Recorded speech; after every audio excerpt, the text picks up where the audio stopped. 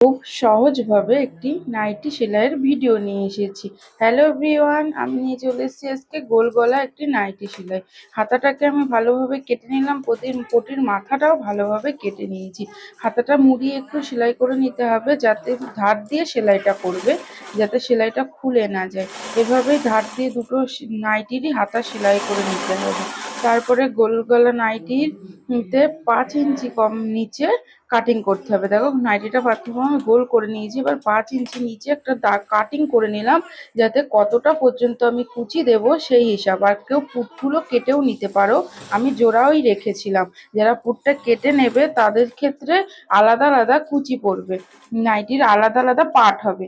আমি দেখো কুচিগুলো খুব সাবধানে দিয়ে নিচ্ছিলাম, যেইখান থেকে কাটিংটা করেছিলাম 5 ইঞ্চি নিচে, সেইখান থেকে কুচি ধরে আমি আস্তে আস্তে খুব সাবধানে ধীরে ধীরে কুচিটা দিয়ে নিয়েছিলাম।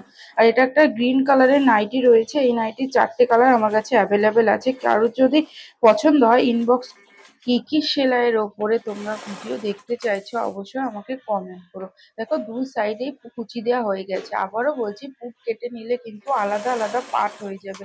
তারপরে পটিটাকে সেলাই করে উল্টো সাইডে উল্টো ভাবে পটি ধরতে হবে। দেখো ঠিক ভিডিওতে যেভাবে দেখিয়েছি, উল্টো দিক নিয়ে উল্টো করেই পটিটা বসাবে, কারণ গোল গলা নাইটির পটি সামনের দিকে মোড়ানো হয়। অন্যান্য নাইটির পটি যেমন ভেতরে মুড়ি, সেক্ষেত্রে গোল গলা নাইটির ক্ষেত্রে সেই পটি উপরের দিকে মুড়াবে। দেখো ভাঁজ করে, আমি যেহেতু পুট কাটিনি তাই একভাবে গোল করেই আমি মুড়ে দিচ্ছি পটিটা। দেখো খুব সাবধানে, যাতে কুচির যে সেলাইটা আমরা দিয়ে নিয়েছিলাম ওই সেলাইটা যাতে ঢেকে যায়, সেইভাবে পটিটা উল্টে একদম সুন্দরভাবে ফ্রেশ ভাবে মুড়তে হবে। তারপরেই শেষে কেউ যদি পুট না কেটে করতে চাও ঠিক এইভাবে করবে, আর যদি পুট কেটে করতে চাও তাহলে পটিটা আগে 2 পাটে জোড়া দিয়ে নিতে হবে।